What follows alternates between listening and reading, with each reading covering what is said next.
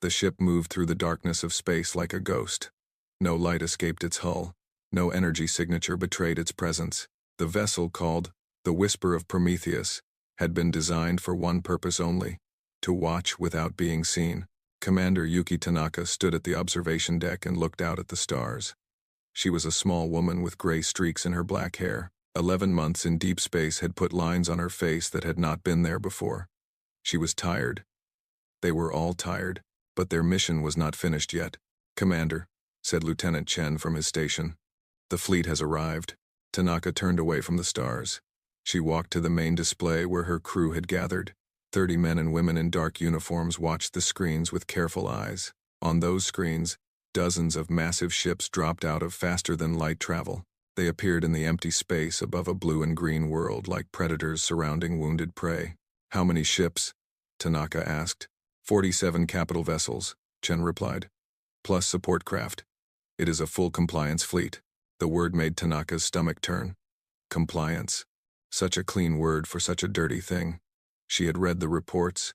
She had seen what happened to worlds that received a visit from a compliance fleet. The lucky ones surrendered quickly.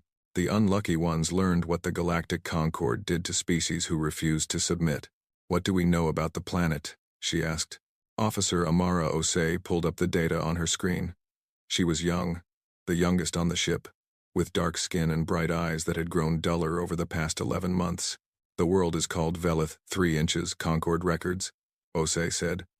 "Population approximately 2 billion. The dominant species are reptilian, in nature. Bronze-colored skin. They live in agricultural communities for the most part. Technology level is pre-spaceflight. They only discovered radio wave communication about 40 years ago. Pre-spaceflight," Tanaka repeated. The word felt heavy in her mouth. "They cannot even leave their own world yet." "No, Commander, they are decades away from their first orbital launch at minimum." Tanaka looked at the compliance fleet on the screen. 47 warships. Weapons that could crack continents. Shields that could withstand nuclear fire. All of this aimed at a species that still thought the stars were just pretty lights in their night sky. "Why?" she asked. "Why does the Concord care about a pre-spaceflight world?" Chen worked his console for a moment. His face grew darker as he read the intercepted communications. "The Velith system contains significant deposits of certain rare minerals," he said. "The Concord has designated this system as strategically valuable. They wish to establish mining operations on the outer planets and moons. The presence of a native species on the third planet is considered an inconvenience." "An inconvenience," Tanaka said. 2 billion lives. "The Concord will offer them integration first," Chen continued. "Standard procedure. The Velithians will be given the choice to join the Concord as a labor species. They will work the mines. Their world will be restructured to serve Concord needs. Their culture, their history, their identity all will be erased over time and replaced with Concord standards. And if they refuse?" Chen did not answer. He did not need to. Everyone on the bridge knew what happened to species who refused the Concord's generous offer of integration. The Whisper of Prometheus had been observing the Galactic Concord for 11 months, but humanity as a whole had been watching for much longer. 200 years of silent observation from the shadows of space. 200 years of learning the truth about the galaxy. The Concord controlled most of the Orion Arm. 4,000 species under one government. It sounded impressive until you understood how that government worked. The strong ruled. The weak served. And those who would not serve were removed from existence entirely. It was a simple philosophy. The Concord believed that resources were limited, and therefore only the strong deserved to survive. Weakness was treated as a crime against nature itself. Humanity had discovered the Concord in the year 2641. A deep space probe had intercepted Concord communications. Scientists had decoded the language, and then the governments of Earth had realized the terrible truth. They were not alone in the universe, and the universe was not friendly. In those early days, humanity had been weak. Their ships were slow. Their weapons were primitive. If the Concord had found Earth, humanity would have been given the same choice as every other weak species: submit or die. So humanity made a different choice. They chose to hide. For 200 years, human civilization grew in secret. They built their ships. They developed their weapons. They expanded to new worlds, always staying in the shadows, always watching, never revealing themselves. The technology gap that had once terrified Earth's leaders slowly closed. Then it reversed. Human science moved in directions the Concorde had never considered. Human engineers solved problems the Concorde did not even know existed, and still humanity hid. The doctrine was clear. Observe. Never interfere. Never reveal. Learn everything. Trust nothing. Wait. But waiting was hard when you had to watch innocent people die. On the screens, the compliance fleet moved into orbital positions around Vela 3. Tanaka could see the planet clearly now. Blue oceans, green continents, clouds swirling in weather patterns. It looked like Earth. It probably smelled like Earth too, if you were standing on its surface. And somewhere down there, 2 billion people were going about their daily lives, completely unaware that their future had just arrived in orbit. "We are receiving a broadcast from the lead Concorde vessel," Ose said. "It appears to be a general announcement intended for the planet's surface. Let us hear it." The speakers crackled with static, then cleared. A voice spoke in a language that the ship's computers translated instantly. The voice was deep and cold and utterly without emotion. "Attention, inhabitants of this world. You have been selected for integration into the Galactic Concorde. This is an honor beyond your comprehension. Your primitive species will be elevated to serve a greater purpose. Representatives of the Concorde will land on your surface within one planetary rotation. You will present yourselves for processing. You will comply with all instructions given by Concorde officials. Resistance will result in corrective measures. This message will repeat." The transmission ended. Then it began again. The same words. The same cold voice. It would keep playing until the Concorde grew tired of waiting for an answer. "Do the Velithians even understand what is happening?" Amara Ose asked. Her voice was quiet. "They have never met aliens before. They probably do not even believe aliens exist. And now this. It does not matter if they understand," Chen said. "The Concorde does not care. They will give the Velithians 1 day to respond. Maybe 2. Then they will begin corrective measures." Corrective measures. Another clean word for a dirty thing. The hours passed slowly. The whisper of Prometheus maintained its position, cloaked and silent. The crew watched and recorded everything. That was their mission. Observe and report. Collect data. Send it back to Earth. Let the politicians and generals decide what to do with the information. But the information never led to action. Humanity had been watching the Concorde commit atrocities for 200 years. They had files on 847 integration actions. They had recorded the extinction of species. They had documented everything in careful detail, and they had done nothing. Tanaka understood why. She truly did. Humanity was not ready for a war with the Concorde. The Concorde had numbers beyond counting. They had thousands of worlds. They had fleets that could darken the sky of any planet. Yes, human technology was advanced. Yes, human weapons were powerful. But was it enough?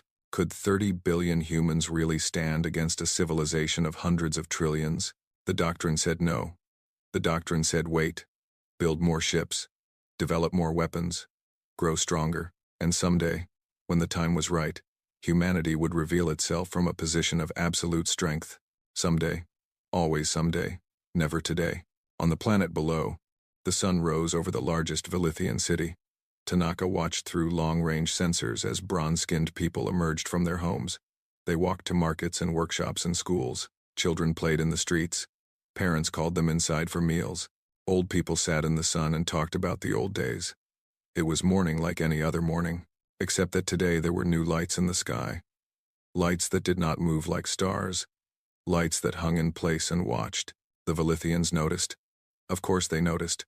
2 billion people looked up and saw the compliance fleet in their sky and tried to understand what they were seeing.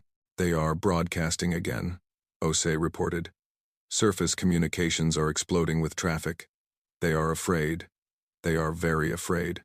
"What are they saying?" Ose listened for a moment. Her face grew sad. "They are praying, Commander. They think the lights are gods.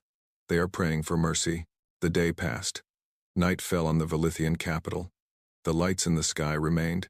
At dawn on the second day, the compliance fleet began its corrective measures. It started with the smaller cities. Kinetic weapons fell from orbit at tremendous speed. They struck the ground with the force of nuclear bombs but left no radiation. Buildings became craters. Streets became rivers of molten stone. People became ashes so fine that the wind carried them away in moments. The whisper of Prometheus recorded everything, every impact, every death, every city that vanished in fire and thunder. They are not even giving the Velithians a chance to respond, Chen said. His voice was thick with anger. The deadline has not passed yet. They are just killing them. The Concord does not need a reason, Tanaka said. She felt hollow inside. Empty. How many times had she watched this happen? How many species had she seen burn while humanity hid in the shadows? Commander. Osei's voice was barely a whisper. I am intercepting a transmission from the surface. From the capital city. It appears to be a broadcast of some kind. Show me. The screen flickered. An image appeared. A Velithian home. Simple furniture. Walls decorated with what looked like children's drawings. And in the center of the room, a Velithian woman holding two small children in her arms. Her bronze scales were pale with fear. Her eyes were wide and wet with tears, but her voice was steady as she sang to her children. The universal translator rendered the words perfectly. It was a lullaby. A simple song about the stars and the night and how everything would be bright again when morning came. The mother sang it softly, rocking her children, trying to give them comfort in their final moments. Through the window behind them, the sky was on fire. The transmission cut to static. The city was gone. Tanaka stood frozen at the display. The lullaby echoed in her ears. She thought about her own mother singing to her when she was small. She thought about her daughter back on Earth who was just learning to sing herself. How many? She asked. 12 million in that city alone, Chen said. Total casualties so far are approaching 80 million. The compliance fleet shows no signs of stopping. 80 million. 80 million people who had never harmed anyone. 80 million people whose only crime was living on a planet that the Concord wanted. 80 million voices silenced forever. And humanity would do nothing. That was the doctrine. Observe and report. Never interfere. Never reveal. Commander. Amara Osei stepped forward. She was young and afraid, but there was steel in her voice. How long do we just watch? How long do we let this happen? Tanaka looked at her young officer. She looked at the rest of her crew. 30 men and women who had chosen to serve in the darkness of space because they believed in something greater than themselves. They believed in humanity's potential. They believed that someday things would be different. What if someday was today? Tanaka thought about the doctrine. She thought about her orders. She thought about the massive Concord fleet in orbit and the small human ship hiding in its shadow. She thought about a mother singing to her children as the world ended around them. Lieutenant Chen, she said. Her voice was calm. How long until reinforcements could arrive if I send an emergency signal? Chen blinked in surprise. Commander, the nearest human fleet is the 23rd Patrol Group. They could arrive in approximately 3 hours at maximum speed. How many ships? 27 vessels. All combat rated. Tanaka nodded slowly. 28 ships, including the Prometheus. Against 47 Concord capital vessels. The numbers were not good. But human ships were not Concord ships. Human weapons were not Concord weapons. And human soldiers were not Concord soldiers. Send the signal, she said. Emergency priority. Full combat deployment. The bridge went silent. Everyone stared at their commander with shock in their eyes. Commander, Chen said carefully. This will violate every protocol we have. This will reveal humanity to the Concord. There will be no going back. I know. The consequences could be catastrophic. We could be starting a war. I know. Tanaka looked at the burning world on her screen. She looked at the compliance fleet still firing its weapons into helpless cities. Send the signal, she repeated. Humanity has hidden in the darkness for 200 years. We became strong because we were afraid of what the universe might do to us if it found us. But we did not become strong just to hide forever. We became strong so that someday, when it mattered, we could stand up and say enough. She turned to face her crew. Her eyes were hard and bright. Today it matters. Today we say enough. Send the signal. Lieutenant Chen nodded slowly. His hands moved across his console. Somewhere in the deep darkness of space, a message began its journey. Emergency. All ships. Come now. Tanaka looked one more time at the burning world called Velith 3. Help was coming. The whisper of Prometheus waited in the darkness while the world below burned. Commander Yuki Tanaka stood at the center of her bridge and watched the countdown on the main display. 2 hours and 43 minutes until reinforcements arrived. 2 hours and 43 minutes of silence and shadows while the compliance fleet continued its work of destruction. On the planet's surface, the death toll had passed 100 million. Cities that had stood for centuries vanished in moments. Libraries full of ancient knowledge became dust. Temples where generations had prayed became craters. And still the fire fell from the sky. "They are methodical," Lieutenant Chen observed. His voice was flat and cold. "They are destroying all major population centers first. Then they will move to the smaller towns and villages. Standard Concord integration protocol for hostile species." "Hostile," Tanaka repeated. "The Velithians never fired a single weapon. They do not have weapons that could reach orbit. They could not hurt the Concord fleet, even if they wanted to. That does not matter. The Concord considers any species that does not immediately surrender to be hostile. The Velithians waited too long. They asked too many questions. They tried to negotiate. That was enough." Tanaka closed her eyes for a moment. She thought about the long history that had led to this moment. The history of humanity's relationship with the stars. When the first radio signals from the galactic Concord had reached Earth in 2641, humanity had celebrated. They were not alone. The universe was full of life and intelligence and wonder. Scientists danced in their laboratories. Politicians made speeches about a new era of cosmic brotherhood. Children dreamed of meeting aliens and exploring distant worlds. The celebration lasted exactly 17 days. That was how long it took the linguists to decode enough of the Concord's communications to understand what kind of civilization they had discovered. The Concord was not a brotherhood. It was a hierarchy. At the top sat the Dominion species and their closest allies. These were the rulers, the masters, the ones who decided the fate of all others. Below them were the integrated species, thousands of civilizations that had been conquered and absorbed over millions of years. These species served the Concord in whatever capacity the Dominion required. Workers, soldiers, servants, slaves in all but name. At the bottom were the uncontacted species. Primitive civilizations that had not yet been discovered and given the choice. Integrate or die. Earth was an uncontacted world. Humanity was a primitive species, and the Concord had very specific protocols for dealing with primitives who refused to accept their place in the galactic order. Tanaka remembered learning about the panic years in her history classes, the decade after the discovery, when humanity nearly destroyed itself in fear. Nations blamed each other for attracting alien attention. Wars erupted over resources and territory. Religious movements proclaimed the end of days. Suicide rates climbed as people lost hope, but humanity did not break. Somehow, despite everything, they found a way forward. The nations of Earth put aside their differences. They formed the United Terran Sovereignty, a single government for all of humanity. They agreed on a plan that seemed insane at the time but was really the only option that made sense. They would hide. If the Concord found Earth, humanity would die. So humanity would make sure the Concord never found them. They would build ships that could not be detected. They would develop technology in secret. They would expand into the galaxy like ghosts, settling worlds the Concord had overlooked, always staying in the shadows. And they would watch. They would learn everything about their enemy. They would study Concord technology and find ways to counter it. They would prepare for the day when hiding was no longer possible.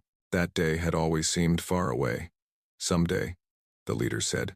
"Someday we will be strong enough. Someday we will reveal ourselves. Someday we will change things." Tanaka had spent her entire career serving the doctrine of someday. She had watched 3 integration actions before this one. She had recorded the deaths of millions and sent the data back to Earth where it would be filed and studied and ultimately do nothing. But the mother singing to her children had broken something inside her. That lullaby had been the final weight that tipped the scale. "Commander." Amara Ose looked up from her console.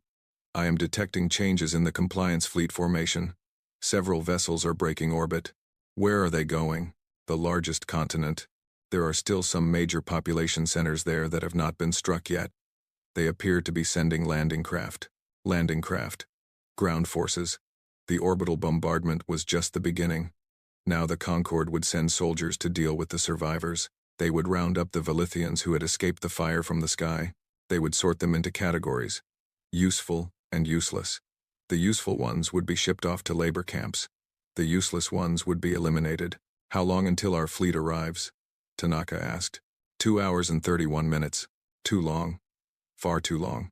Millions more would die before help arrived. Tanaka made a decision. Helm, she said. Take us down. Put us between the landing craft and the planet's surface. The helm officer, a thin man named Marcus Webb, turned to stare at her.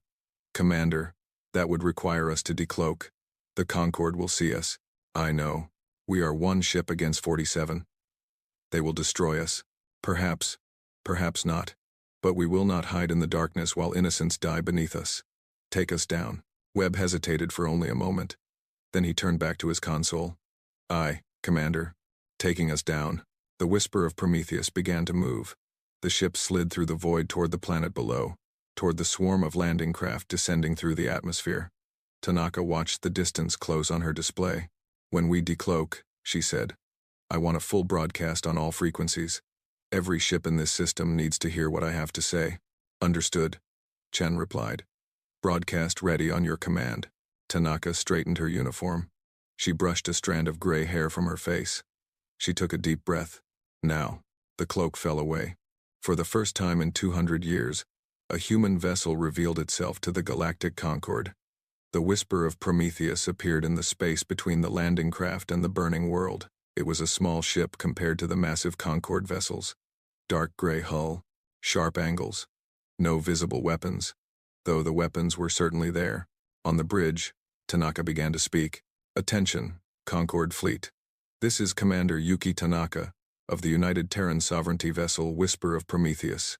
The world you are attacking is now under human protection. You will cease all hostile operations immediately. You will withdraw your forces from this system. This is not a request. This is a demand. Silence. Then the communications console erupted with incoming signals. They are scanning us, Chen reported. Multiple ships attempting to identify our vessel type. They are not finding us in their databases. Of course they were not. Human ships existed nowhere in Concorde records.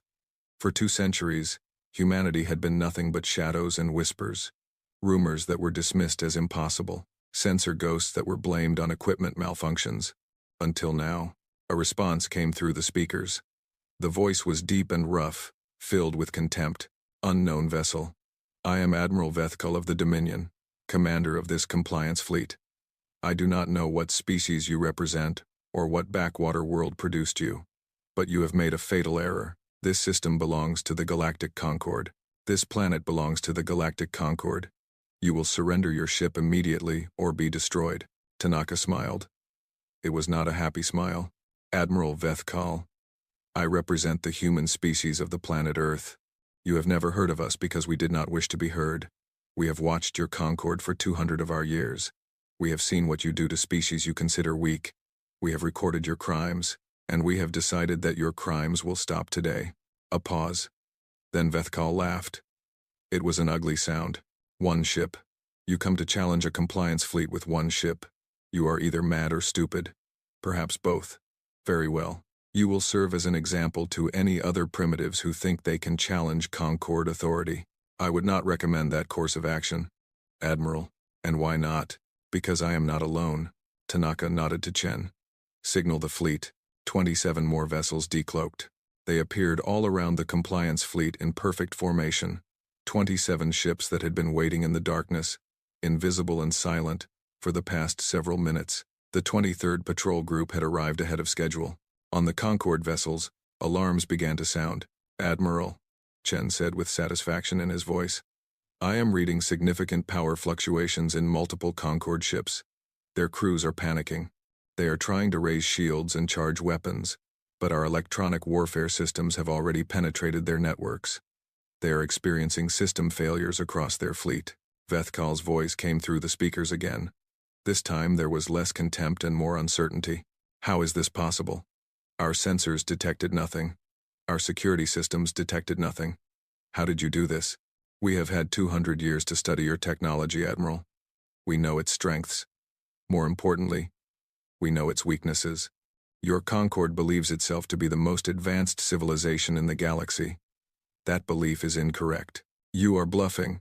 You must be bluffing. 28 ships cannot defeat 47 capital vessels. Then call our bluff, Admiral. Attack us. See what happens. Silence. On the display, Tanaka could see the Concorde ships holding position. They were afraid. They had never encountered an unknown species with technology they could not understand. Their entire worldview was built on the assumption that the Concorde was superior to all others. That assumption was crumbling. "Commander," Osei said quietly, "the landing craft have stopped their descent. They are holding position in the upper atmosphere, awaiting orders. The orbital bombardment has also ceased," Chen added. "All Concorde weapons have gone silent." Tanaka felt something loosen in her chest. For now, at least, the killing had stopped. "Admiral Vethkal," she said, "I will give you one opportunity to withdraw. Take your fleet and leave this system. Report to your superiors that humanity exists, and that we will not tolerate the destruction of innocent species. This is your only warning. You dare to give orders to the Dominion?" Vethkal's voice was rising with anger. "You dare to threaten the Galactic Concord? Do you have any idea what forces we can bring to bear against you?" "Yes, we do. We have studied your military capabilities extensively. We know exactly how many ships you can deploy. We know your fleet compositions and your tactical doctrines. We know the locations of your shipyards and your supply lines. We probably know more about your military than most of your own officers do. Then you know you cannot win. One species against 4,000. One civilization against the entire galaxy. We shall see. But that is a question for another day.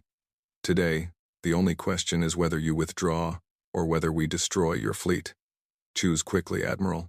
My patience is limited." More silence. Tanaka could imagine the debate happening on the Concorde flagship.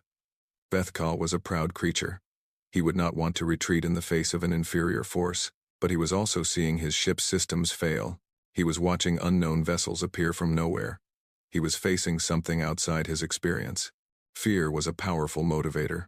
"Very well," Vethkal finally said. His voice was thick with suppressed rage. "We will withdraw. For now. But this is not over, human. The Concorde will learn of what happened here. And when we return, we will come with 1,000 ships, 10,000 ships. We will find your precious Earth, and we will burn it to ash. That is my promise." "Your promise is noted," Tanaka replied calmly. "Now leave." The compliance fleet began to move. One by one, the massive vessels turned away from Velith 3 and activated their faster-than-light drives. They vanished into the darkness of space like ghosts fleeing the dawn. In less than an hour, they were gone. Only the human ships remained. Tanaka let out a long breath. Her hands were shaking. She had just changed history. She had revealed humanity to the galaxy. There would be consequences beyond anything she could imagine. But on the planet below, the fire had stopped falling. "Open a channel to the Velithian surface," she said. "Widest possible broadcast. I want every survivor to hear this." "Channel open, Commander." Tanaka thought carefully about her words. What do you say to a species that has just experienced the end of their world? What comfort can you offer to people who have lost everything? People of Velith 3. My name is Yuki Tanaka. I represent a species called humanity. We come from a world far from here. A world you have never heard of and could not see in your night sky. We have been watching the galaxy for a long time. We have seen the Concorde destroy many worlds like yours. We have watched in silence because we were afraid. Today, we stopped being afraid. Today, we chose to act. The Concorde fleet has withdrawn. They will not return soon. In that time, we will help you rebuild. We will share our technology with you. We will protect you. You are not alone anymore. You never have to be alone again. She paused. On the screens, she could see sensor data from the planet's surface. Velithians were emerging from hiding places. They were looking up at the sky where the fire had stopped and the strange new lights hung motionless. We cannot undo what was done to you, Tanaka continued. We cannot bring back the ones you lost. All we can offer is a future where no one will ever do this to you again. If you want that future, we will build it together. She closed the channel. The bridge was silent. Her crew was staring at her with expressions of awe and fear and hope. Commander, Chen said quietly. What happens now? Tanaka looked at the blue and green world that filled her view screen. Half of it was dark with smoke. Cities still burned. Millions were dead, but millions more were still alive. Now, she said, we begin. Contact Earth. Tell them what we have done. Tell them the hiding is over. Tell them it is time for humanity to step into the light. The message went out into the darkness. And across the galaxy, things began to change. Admiral Vethkal of the Dominion had lived for 300 standard years. He had commanded fleets that conquered entire star systems. He had watched species bow before the might of the galactic concord. He had never known defeat, until today. His flagship, the Eternal Supremacy, drifted in space at the edge of the Velith system. The ship that had struck fear into hundreds of worlds was now dark and silent. Power systems had failed. Weapons were offline. Engines were dead. Even the emergency lighting flickered uncertainly. Vethkal sat in his command chair and tried to understand what had happened. The battle, if it could be called a battle, had lasted 11 minutes. It began when he gave the order to destroy the human vessels. A compliance fleet at full strength against 28 unknown ships. The mathematics were simple. Victory was certain. Then the humans fired their weapons. Vethkal had seen many weapons in his long career. Plasma cannons that could melt through armor. Kinetic accelerators that could punch holes in moons. Nuclear warheads that could sterilize planets. He thought he knew everything about warfare in the galaxy. He knew nothing.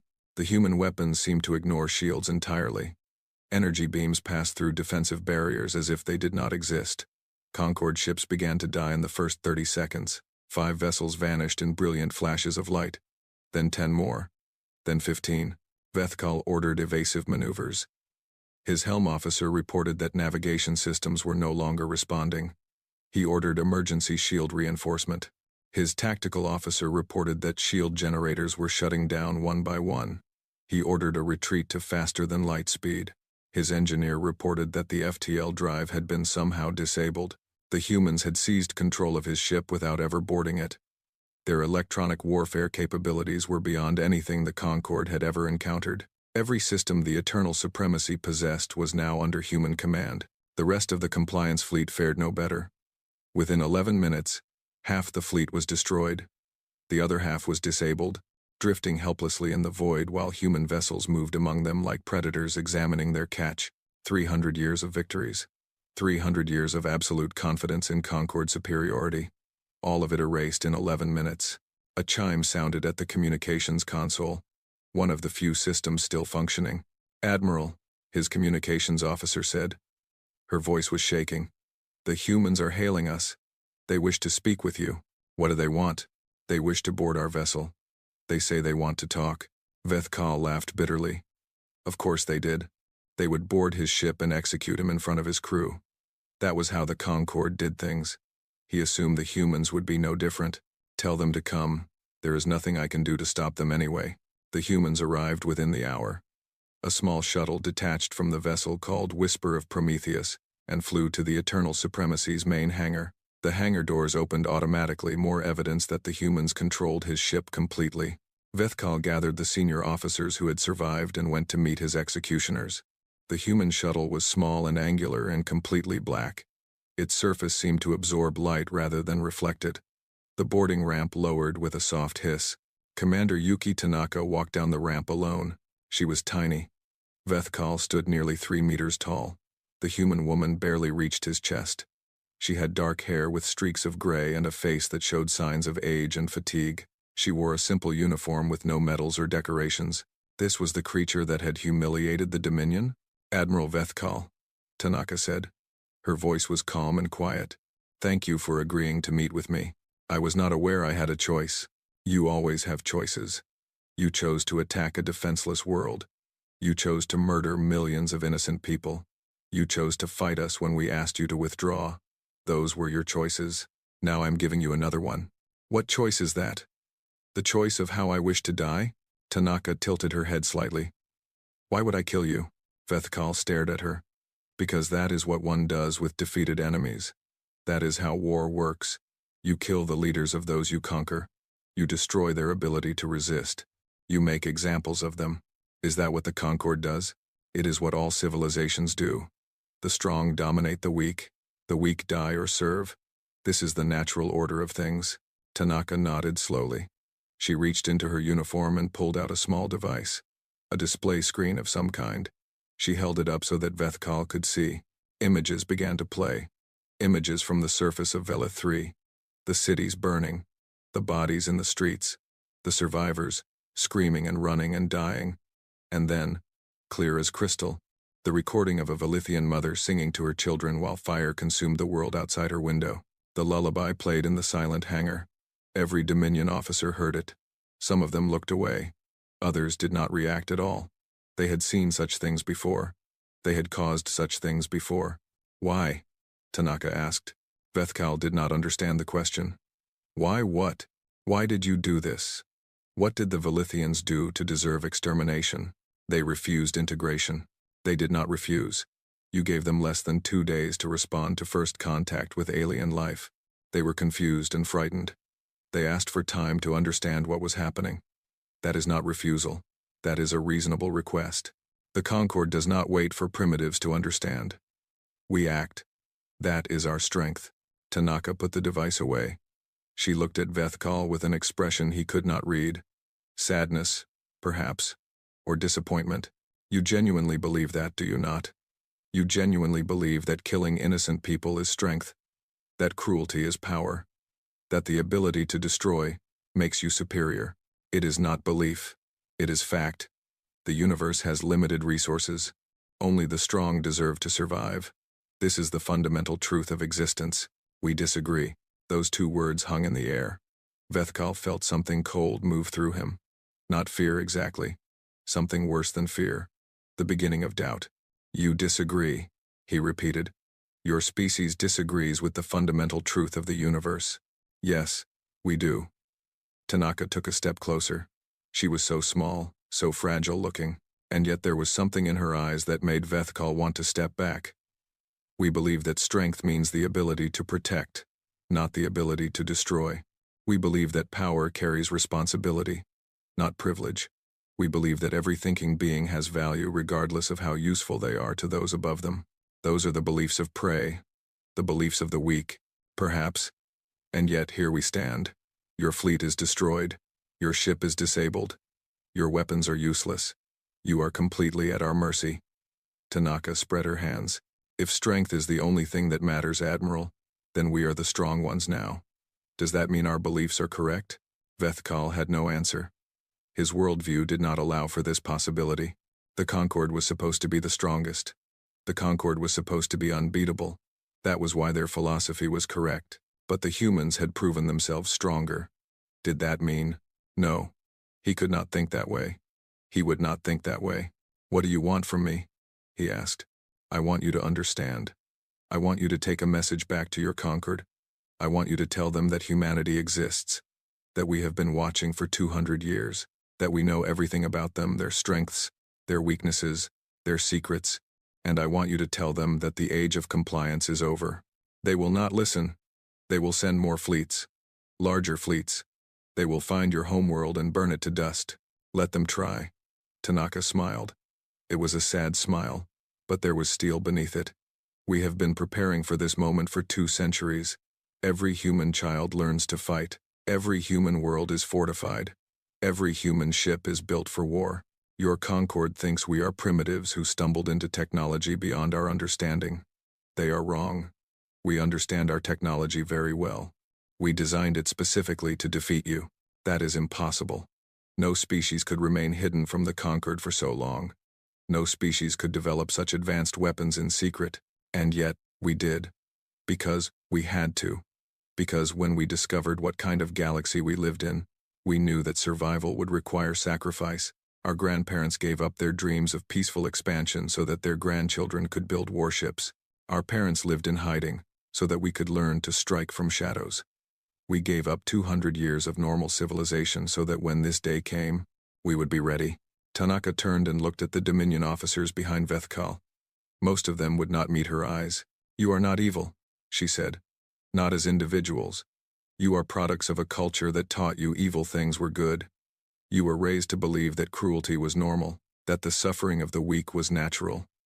That is not your fault, but it is your responsibility. You can choose to be different. You can choose to be better. The Dominion will never accept such weakness, one of the officers said. Then the Dominion will fall. Not today, perhaps not tomorrow, but eventually. Because here is the truth that your Concord never understood. Cruelty is not strength. Fear is not respect. Domination is not leadership. Empires built on the bones of the innocent always collapse. Always. It is only a matter of time. Tanaka walked back toward her shuttle. At the ramp, she turned one more time. I am restoring partial power to your vessel. Life support, basic propulsion, and communications. You will be able to reach conquered space in approximately 3 weeks. Use that time to think about what I have said. And when you reach your masters, tell them this: humanity is no longer hiding. We are watching. And if the Concord ever attacks another innocent world, we will not simply defend that world. We will come for the Concord itself. She walked up the ramp. The shuttle sealed itself and lifted off the hangar deck. Moments later, it was gone. Vethkal stood in the silent hangar for a long time. His officers waited for orders. None came. He was thinking about a mother singing to her children. He was thinking about the look in Tanaka's eyes when she asked why. He was thinking about what she had said about strength and cruelty and the fall of empires. He was thinking, for the first time in 300 years, that perhaps he had been wrong. 2 weeks later, Vethkal's ship limped into conquered space. The news he carried spread like wildfire. Humanity, a species hidden for 200 years, technology that could defeat compliance fleets. A warning delivered with quiet confidence. The Concord had ruled the Orion Arm for millions of years. They had crushed every species that challenged them. They believed themselves invincible. Now, for the first time, they were afraid. And across the galaxy, in the dark places where the conquered species huddled and survived, that fear was noticed. Hope, long since dead, began to stir again. Change was coming. The Hall of 10,000 Species was the greatest building in the galaxy. It rose from the surface of Axis Prime like a mountain made of glass and light. Inside, 10,000 platforms floated in perfect geometric arrangement. Each platform represented one of the species that had been integrated into the galactic Concord. Each platform had a place in the vast hierarchy that governed all known civilization. At the very top, in a ring of golden platforms that overlooked all others, sat the High Speakers. These were the leaders of the Dominion species and their closest allies. They were the masters of the Concord. Their word was law. Today, the hall was full. Every platform was occupied. Every species had sent representatives. The air hummed with thousands of translator devices, turning 10,000 languages into one. They had all come to see the humans. Ambassador Chen Wei-Lin walked across the main floor of the hall with measured steps. She was a tall woman with silver hair and calm eyes. Behind her walked 11 other humans in formal diplomatic dress. They carried no weapons. They wore no armor. They were completely vulnerable, and yet the hall was silent. 10,000 species watched the tiny human delegation cross the vast floor, and not one of them dared to speak. Wei-Lin reached the central speaking platform. It was a disk of white stone that rose slowly into the air, until she stood at eye level with the high speakers in their golden ring. The first high speaker leaned forward. He was a Dominion, ancient and massive, his scales the deep purple that indicated royal blood. His name was Keth Varone, and he had ruled the Concord for 5,000 years. "You are the humans," he said. His voice echoed through the hall. "I am Ambassador Chen Wei-Lin. I speak for the United Terran Sovereignty. We have never heard of your species. We have never encountered your ships. We have no record of your world in our databases. Yet you claim to have observed us for 200 years. Explain yourself." Wei-Lin smiled slightly. "We did not wish to be found, so we made certain that we were not found. That is impossible. The Concord has mapped every system in the Orion Arm. We have catalogued every species. Nothing escapes our attention. Many things escaped your attention, High Speaker. You believed you were the greatest civilization in the galaxy. You believed no one could challenge your power. You believed that your way of doing things was the only way. These were all errors." A murmur ran through the hall. No species had ever spoken to the High Speakers with such blunt honesty. "You destroyed a compliance fleet," Keth Varone said. 47 ships, thousands of Dominion warriors. You murdered them. We defended a world you were attempting to destroy. Your fleet fired first. Your admiral refused our request to withdraw. We acted in protection of innocent lives. The Velithians are primitives. They have no value. Their world was designated for integration. You had no right to interfere. We disagree with your assessment of value. High Speaker. And we have the power to enforce our disagreement. Another murmur. This one was louder, angrier. Some of the high speakers were rising from their seats in outrage. Wei Lin raised her hand. Before you respond with threats, I suggest you review the tactical data we have provided your security forces. Your defense network commanders have been studying it for the past 3 hours. I believe they have reached some concerning conclusions. One of the high speakers, a creature from a species Wei Lin did not recognize, touched a console on her platform. A holographic display appeared in the center of the hall. It showed Axis Prime from orbit. The planet was surrounded by the greatest concentration of military power in the galaxy.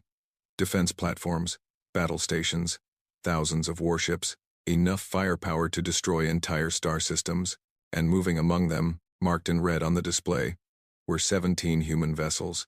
They had been there for days, hidden, watching, completely undetected by conquered sensors until the humans chose to reveal themselves. Your defense network did not see them, Wei Lin said. Your ships did not see them. Your orbital platforms did not see them. 17 vessels sitting in the heart of your most protected system, and you had no idea they were there until we told you. Silence.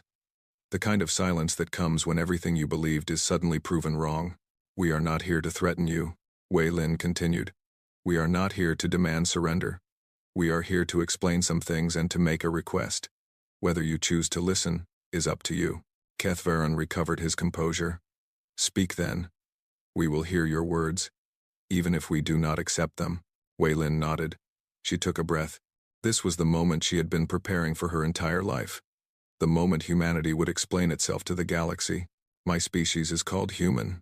We come from a world called Earth, approximately 4,000 light-years from here. We are young by conquered standards. Our recorded history spans only about 10,000 years.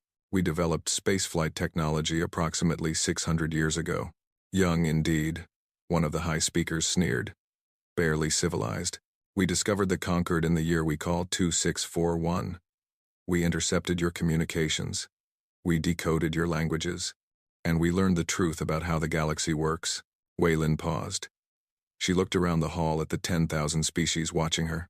We learned that the conquered operates on a simple principle. The strong rule, the weak serve, and those who resist are destroyed. We learned that you have done this for millions of years.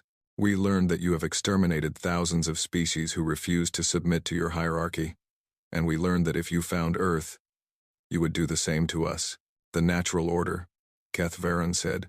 The universe is harsh. Resources are limited. Only the strong deserve to survive. We have heard that philosophy from Admiral Vethkal. We find it unconvincing. You find the fundamental truth of existence unconvincing? We find your interpretation of that truth unconvincing. Wei Lin touched her own console. A new display appeared in the hall. Images, recordings, data. This is what we have collected over 200 years of observation. Documentation of 847 integration actions. Records of species extermination. Evidence of systematic genocide against any civilization that refused to bow to Concord authority. The images were terrible. Burning worlds, mass graves. Entire populations marched to processing centers and never seen again. Children separated from parents. Cultures erased. Languages forbidden. Identities destroyed. Some of the species in the hall looked away. Others stared with haunted eyes. Many of them recognized what they were seeing. They had survived it themselves, generations ago. We have done terrible things too, Wei Lin said. Humanity is not innocent. We have fought wars among ourselves. We have committed cruelties that shame us. We have caused suffering that we can never undo. She let that hang in the air for a moment. But we remember those things as crimes. We teach our children about them so they will understand what happens when we forget our values. We do not celebrate our atrocities. We do not build our civilization on the principle that cruelty is natural. Pretty words, Kethvaran said. But words mean nothing. Power means everything. And your power, impressive as it is, cannot match the full might of the Concord. Perhaps not. Perhaps you could eventually defeat us if you committed everything you have. But that would take time. It would require resources. And while you were focused on destroying humanity, other things would happen. Wei Lin gestured at the gathered species around her. 4,000 species serve the Concord. Most of them were conquered. Most of them remember what was done to their ancestors.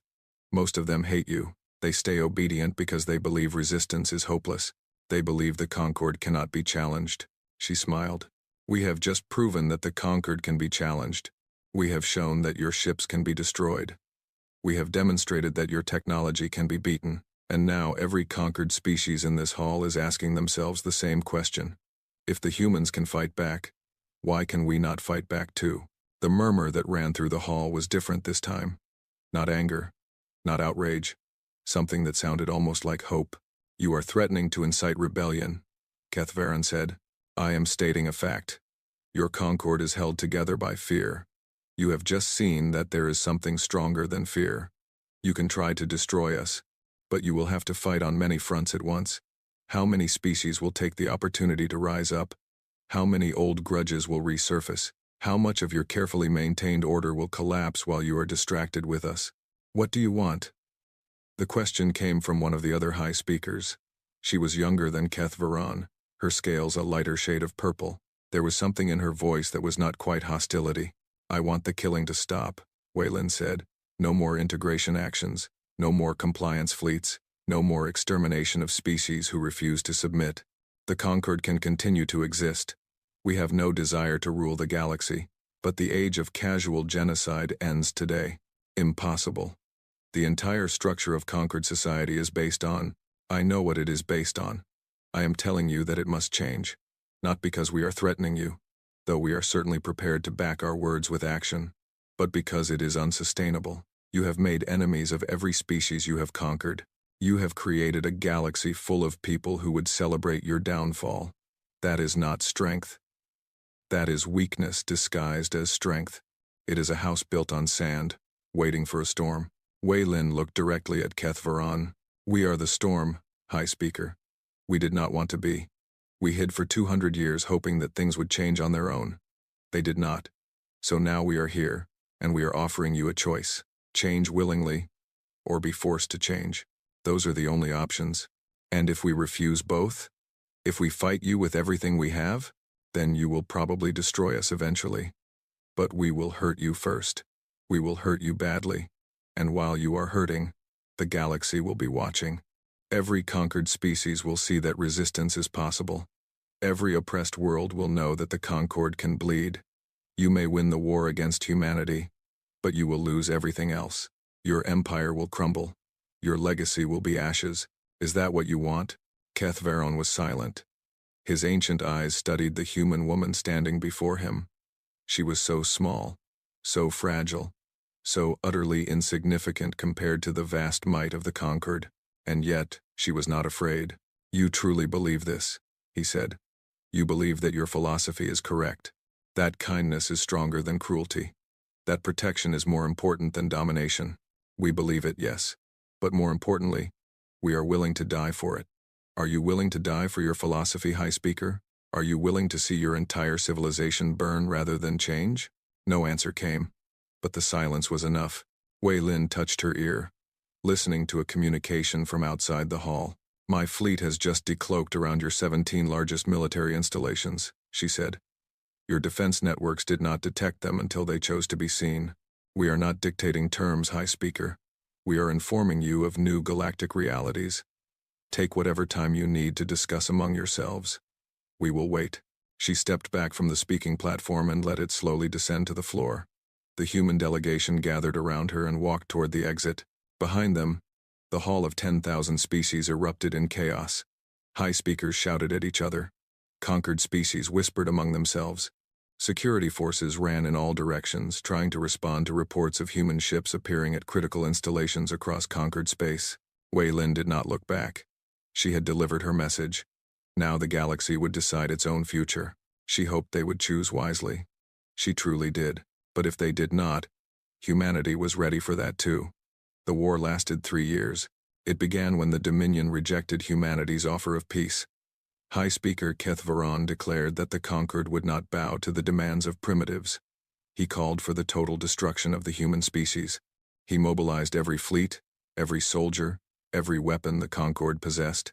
He expected a quick victory. He was wrong. Private Kethval of the Dominion ground forces learned how wrong on the 5th day of the Battle of Axis Prime. He had been trained since birth to fight. Every Dominion was. They were the warrior species, the conquerors, the natural rulers of the galaxy. Combat was in their blood. Victory was their destiny. The humans did not seem to understand this. Kethval's unit had been defending a communications hub in the capital city when the humans attacked. There were only 20 of them. 20 small, fragile creatures against 200 Dominion warriors in full battle armor. The fight lasted 4 minutes. The humans moved like shadows. They appeared from nowhere and vanished before you could target them. Their weapons made no sound but left Dominion soldiers dead on the ground. Their armor seemed impossible to penetrate. They worked together with a coordination that looked almost psychic. When it was over, Kethval was the only one left alive. He had been wounded in the first seconds of the fight and had fallen behind a barricade. The humans had walked past him without a second look, more concerned with their objective than with finishing off the wounded. He lay there in his own blood, waiting to die. Then one of the humans came back. It was a female. She knelt beside him and looked at his wounds. She said something in her strange language. A moment later, she was treating him, sealing the wound, stopping the bleeding, giving him medicine for the pain. Why? Kethval asked. His voice was barely a whisper. The human looked at him with calm eyes. She touched a device on her collar, and when she spoke, the words came out in Dominion language. Because you are hurt. Because I can help. Because that is enough reason. I am your enemy. You were my enemy. Now you are my patient. There is a difference. She finished treating his wounds and stood up. More humans were arriving, securing the area. Some of them looked at Kethval with hostility. Others just looked tired. None of them tried to kill him. What happens now? He asked. You will be taken to a medical facility. Your wounds will be fully treated. When you are recovered, you will be given a choice. Return to the Dominion, or stay with us. The choice is yours. The Dominion does not give such choices to prisoners. We know. That is one of the things we are trying to change. The human walked away. Other humans came and lifted Kethval onto a stretcher. They carried him carefully, as if he mattered, as if his life had value. He did not understand. Across the galaxy, the war continued. But it was not the war the Dominion had expected. Human fleets struck at military targets with surgical precision. They destroyed shipyards and weapons factories. They disabled defense platforms and communication networks. They captured strategic systems and fortified them against counterattack. But they did not destroy civilian populations. They did not bomb cities. They did not massacre prisoners. They fought hard and they fought brilliantly. But they did not fight cruelly. The Concord had never encountered an enemy like this. They did not know how to respond, and as the humans advanced, other species began to rise. It started with the Velithians. The survivors of the near extinction had been given human technology and human training. They had rebuilt their world with human help, and when the war began, they volunteered to fight alongside their saviors. Then other species joined. The ones who remembered what the Concord had done to their ancestors. The ones who had been waiting for centuries for a chance to fight back. The ones who had lost hope and suddenly found it again. The galaxy was turning against the Dominion. Everything the High Speakers had feared was coming true. Scholar Vethmara of the Concord Historical Archive spent the war years trying to understand how this had happened. She was not a warrior. She was a researcher, dedicated to preserving the records of conquered history. Her job had always been straightforward. Document the glorious victories of the Dominion and their allies. Celebrate the integration of new species into the galactic order. Record the natural progression of the strong over the weak. Now she was documenting something very different. She spent months studying human records. They had opened their archives to any species willing to read them. They hid nothing. Their history was there for all to see. The wars, the atrocities, the mistakes, the crimes. Humanity had committed terrible acts over its short existence. They admitted this freely, but they also showed how they had changed, how they had learned from their mistakes, how they had built new systems to prevent old crimes from happening again. They were not perfect. They did not claim to be, but they were trying to be better. Vethmara found herself asking questions she had never considered before. Why did the Concord never try to be better? Why did they celebrate cruelty instead of learning from it?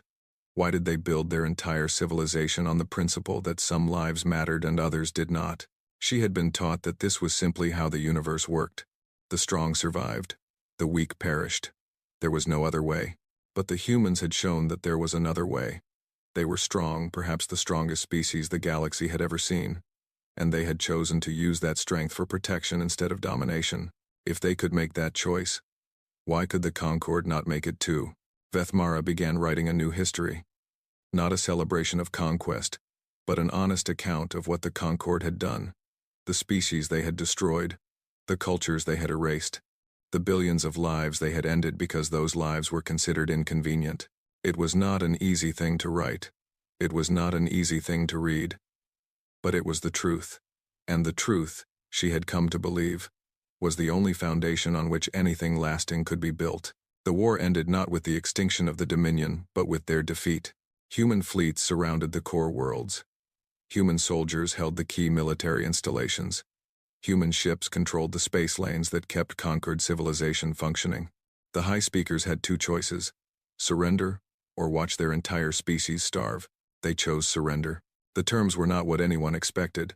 The humans did not demand slavery. They did not require the destruction of Dominion culture. They did not massacre the leadership or install puppet governments. They demanded justice. The leaders who had ordered genocide would be tried for their crimes. The systems that had enabled those crimes would be dismantled. The species that had been conquered would be given the choice to leave the Concord or stay. And the Dominion would be forced to live with the consequences of what they had done. Some of those consequences were harsh. Keth Varen and the other High Speakers who had ordered integration actions were convicted of crimes against sentient life. They were not executed. The humans did not believe in execution. Instead, they were imprisoned on a world where they could do no more harm. With access to the full historical records of their crimes, they would spend the rest of their long lives learning exactly what they had done. The Dominion people were not punished for the crimes of their leaders. They were allowed to keep their worlds, their culture, their identity.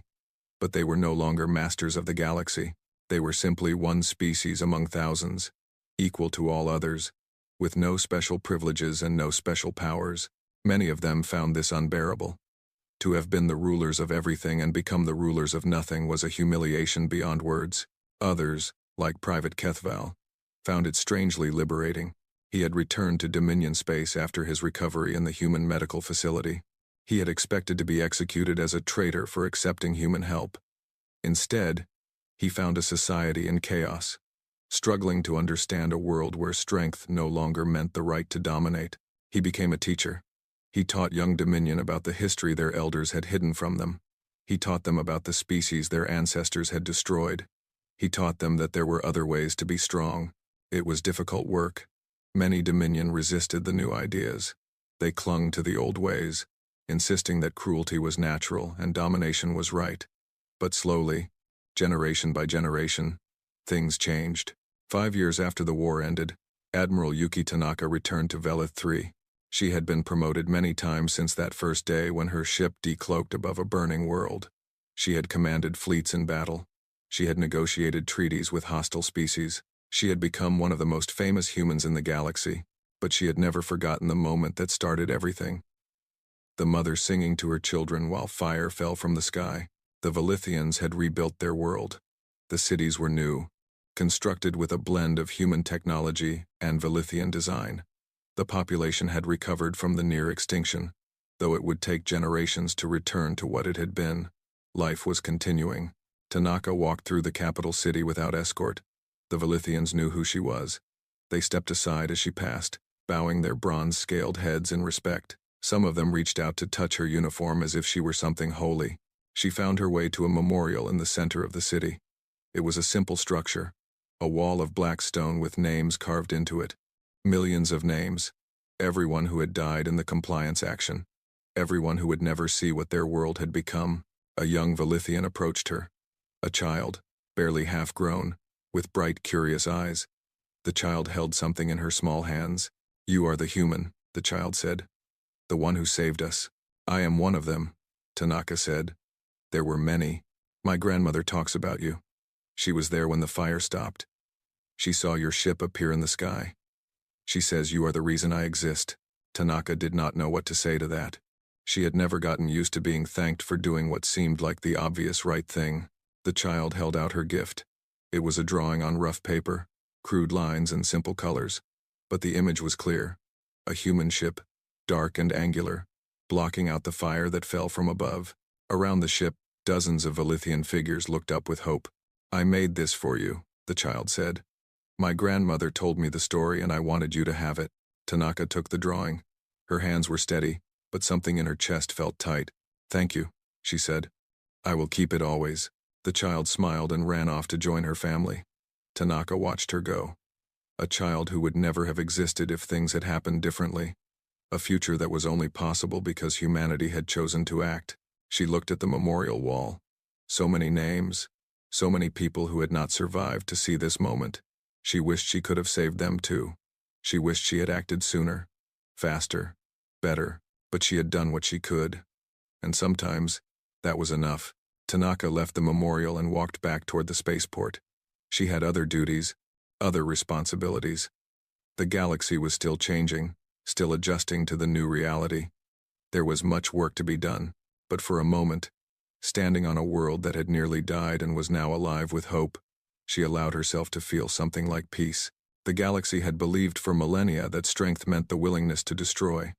They had not considered that true strength might be the willingness to protect and the capability to enforce that protection absolutely. Humanity had watched from the darkness for 200 years, learning a simple truth.